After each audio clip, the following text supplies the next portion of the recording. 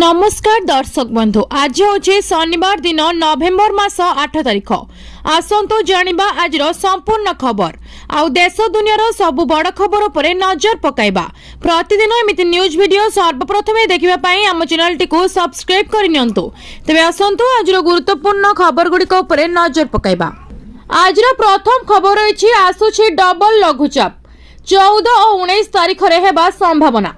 आसुछि double लघुचाप गोटे low pressure रे 14 तारिख रे अन्यटी 19 तारिख रे हेबार संभावना रही। एने पूर्वानुमान करिछि पाणीपाग विभाग।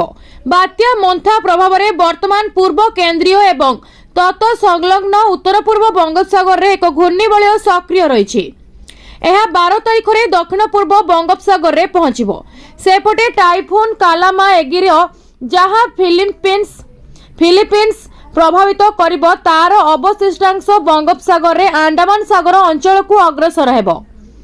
एही दुई घूर्णिबलय 12 तारिख रे दक्षिण पूर्व एवं तत संलग्न पूर्व केंद्रीय बंगोपसागर रे लीन हेबे, जहां प्रभाव रे 14 तारिख रे दक्षिण पश्चिम बंगोपसागर रे एक लघुचाप क्षेत्र सृष्टि हेबार संभावना रही। तेबे लघुचाप प्रभाव रे राज्य रे वर्षा हेबो कि नहीं ताहा जणा पड़िनी। अन्यपटे 19 तारिख आड़कू आउ एक लघुचाप संभावना रही। घूर्णिबलय प्रभाव रे दक्षिण अंडमान ले लो प्रेसर नहीं पूर्वानुमान करिछि पाणीपाग विभाग। तेबे एही लघुचाप उपरे नजर रही। सेपटे राज्य को फेरुछि शीत। 14 तारिख रु 20 तारिख मध्य रे राज्य रे शीत लहरी अनुभूत हेबो। परवर्ती खबर रही पारद तलमुहा 2 दिन परे बढ़िबो शीत थरिबो ओडिशा। राज्य रे धीरे धीरे पारद तलमुहा हेउथिबा बेले शीत अनुभूत हेबारे लागिछि। आउ 2 दिन परे शीत आहुरी बढ़िबो। आगामी 48 घंटा मध्य रे तापमात्रा 2 रु 3 डिग्री कमिबा सहित अधिक शीत अनुभूत हेबो बोली गुरुवार आंचलिक पाणीपाग विज्ञान केन्द्रर निर्देशिका डॉक्टर मनोरमा महांती कहिसंती। राज्यर आभ्यंतरीण और पहाड़िया अंचल रे शीतर मात्रा बढ़िबा आरंभ होईछि। उत्तर वायु सहित वायुमंडल रे जलीय बाष्पर परिमाण ह्रास जोगु आसंता 9 तारिख बेलकू पहाड़िया अंचल किछि स्थान रे तापमात्रा 10 डिग्री पर्यंत खसी पारे। भुवनेश्वर और कटक सहर रे मध्य आगामी 72 घंटा रे 16 डिग्री पर्यंत पारद खसिबा सहित संभावना रही। तेबे पूर्व वर्ष अपेक्षा चलित नवेम्बर स्वल्प शीत अनुभूत हेबो। गुरुवार उपकूल और उत्तर ओडिशा रे तापमात्रा स्वाभाविक रहितबा बेले दक्षिण ओडिशा रे स्वाभाविक ठारू 3 रु 4 डिग्री अधिक रही। पारला खेमुंडी ठारे सर्वाधिक तापमात्रा 35 डिग्री रहितबा बेले फुलबाणी रे सर्वनिम्न तापमात्रा 15 डिग्री रहितिला। एहीपरि आभ्यंतरीण ओडिशार सुंदरगढ़ एवं कलाहांडी जिले में गोटे किंबा 2टी स्थान रे हालुका कुहुड़ी पड़िछि। अपरपक्षे राज्य में वर्तमान कौनसी पाणीपाग नियामक सक्रिय नथिबा बेले पाग सुखिला रहिबो। परवर्ती खबर रही केउ सहर रे केते रही सुना दर। गहना किनिबा पूर्वरु नजर पकांतु। गहना किनिबा पूर्वरु नजर पकांतु केउ सहर रे केते रही सुना दर। तेबे जदि आपण आज सुना किनिबाकू चाहुछंती बा योजना करूछंती तेबे प्रथमे जानि नियंतु आजर सुना दर। आज भारतीय बाजार रे 24 कैरेट सुना 1,22,020 टंका रही। सेहीपरि 22 कैरेट सुना दर 1,11,850 टंका छुईछि। सेहीपरि राजधानी भुवनेश्वर रे 24 कैरेट सुना मूल्य 10 ग्राम पिछा 1,22,020 टंका रहितबा बेले 22 कैरेट सुनार मूल्य 1,11,850 टंका को पहुंची। सेहीपरि मुंबई रे 24 कैरेट सुना मूल्य 1,22,020 टंका और 22 कैरेट मूल्य 1,11,850 टंका रही।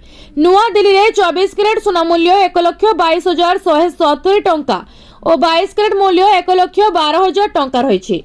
दक्षिण भारतर प्रमुख सहर चेन्नई रे 24 कैरेट मूल्य 1,22,950 टंका थिबा बेले 22 कैरेट मूल्य 1,12,700 टंका रही। पूर्व भारतर प्रमुख सहर कोलकाता रे यथाक्रमे 1,22,020 और 1,11,850 टंका रही।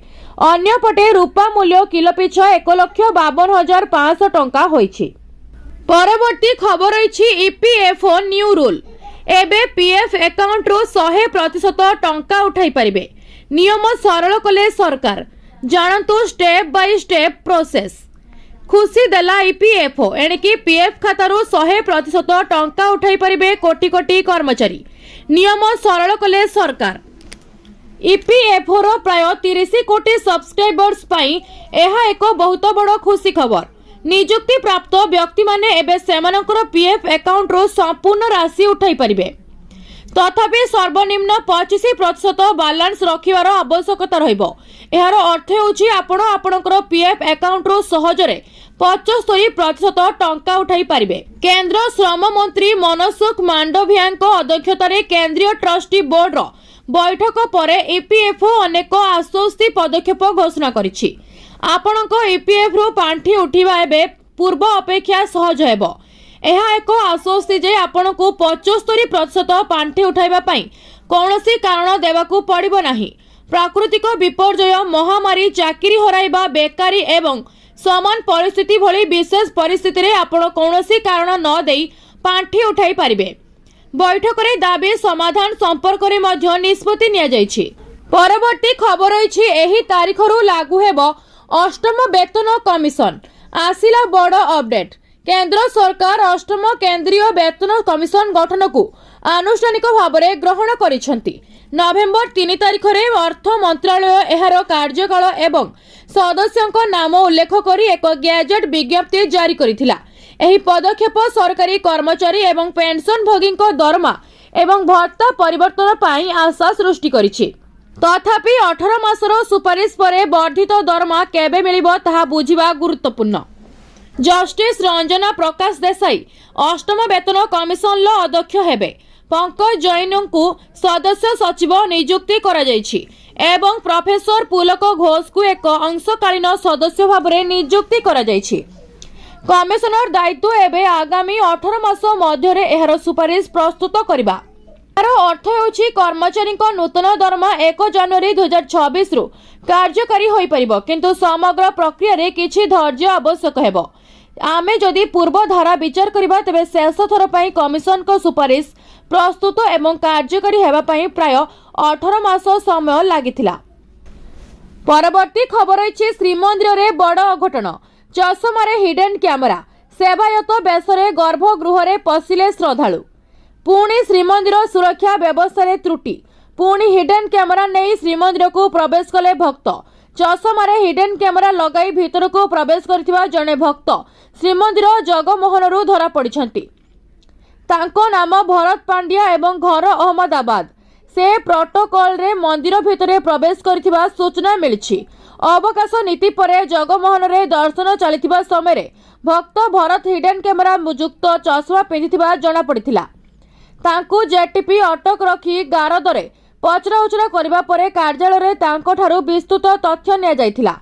एहा परे तांको सिंहदरा थाना को पठा जायथिला सूचना मिलिछि। एपटे श्रीमंदिर गर्भगृह को सेवायत बेसरे पशिगले श्रद्धालु जनक हेले जाजपुर रो भक्त शंकर। तेबे गोपाल बल्लभ नीति परे प्रवेश करथिबा सूचना मिलिछि। पूर्वरु बारंबार हिडन कैमेरा युक्त चश्मा जबत करा जायथिला, किंतु कड़ाकड़ी आईन नथिबारु सेमानक विरोध रे कार्यानुष्ठान होई पारि नाही। बारंबार एही भली घटना देखिबाकू मिलुछि पुरी श्रीमंदिर रे। परवर्ती खबर अछि रेल यात्री ध्यान दियंतु। बदलिला बड़ नियम। एणिकी एही डॉक्यूमेंट नथिले ट्रेन टिकेट बुक करबा असंभव। भारतीय रेलबाई सकाळ 8 टारू 10 मध्य आईआरसीटीसी वेबसाइट एवं मोबाइल आप रे ट्रेन टिकेट बुक करबा पई आधार को बाध्यतामूलक करिछि।